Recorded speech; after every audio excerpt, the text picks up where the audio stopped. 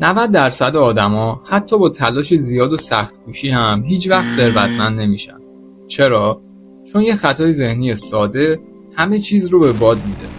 ممکنه این خطای ذهنی توی ذهن تو هم برنامه ریزی شده باشه. تا آخر این ویدیو من بهت نشون میدم اون خطای ذهنی دقیقاً چیه، چطور زندگیت رو سالها عقب میندازه و مهمتر از همه چطور میتونی هرچه سریعتر جلوی تکرارش رو بگیری. یاد گرفتن این نکته میتونه راه ثروتمند شدن رو برات شفافتر کنه. بیشتر مردم فکر میکنن نداشتن پول و سرمایه باعث فقر میشه، ولی واقعیت اینه که فقر از طرز فکر فقیرانه شروع میشه. مثل آدم‌هایی که میگن من نمیتونم فلان چیز رو بخرم یا فلان کار رو انجام بدم، به جای اینکه از خودشون بپرسن چطور میتونم پولش رو به دست بیارم یا چطور میتونم انجامش بدم. این دقیقاً همون خطای ذهنیه که میتونه جلوی ثروتمند شدنت رو بگیره. طبق تحقیقی که روی 500 نفر میلیاردر انجام شد، فهمیدن که تنها تفاوت اساسی اونها با سایر مردم این بود که ذهنشون دنبال راه حل میگشت، نه دنبال بهانه. اما بیشتر مردم همیشه بهانه‌هایی دارن، مثل شرایط کشور بده، اقتصاد خرابه، من توانایی و استعدادشو ندارم و خیلی چیزای دیگه. و همین طرز فکر باعث میشه همیشه فقیر بمونن. حالا اینجا یه نکته خیلی مهم وجود داره.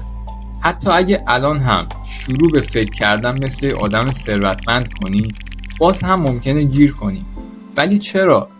چون یک عادت مخفی دیگه هم هست که خیلی‌ها حتی متوجهش هم نمیشن و همین عادت ذهنی همه تلاشات رو به باد میبره.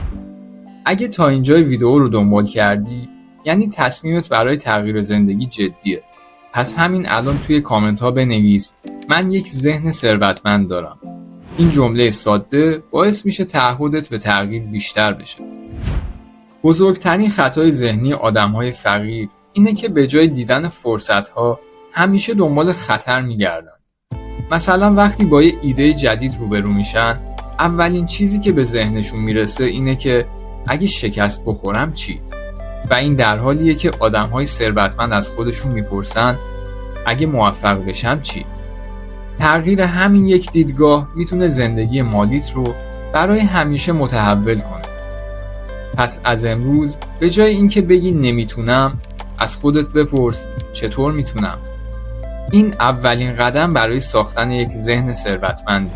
اگر این ویدیو برات ارزشمند بود، حتما سابسکرایب کن، چون توی ویدیو بعدی بهت نشون میدم چطور با همین تغییر ذهنی ساده میتونی توی کمتر از 6 ماه درآمدت رو چند برابر کنی. یادت نره آینده مالیت به کارکرد ذهن و کیفیت افکارت بستگی داره.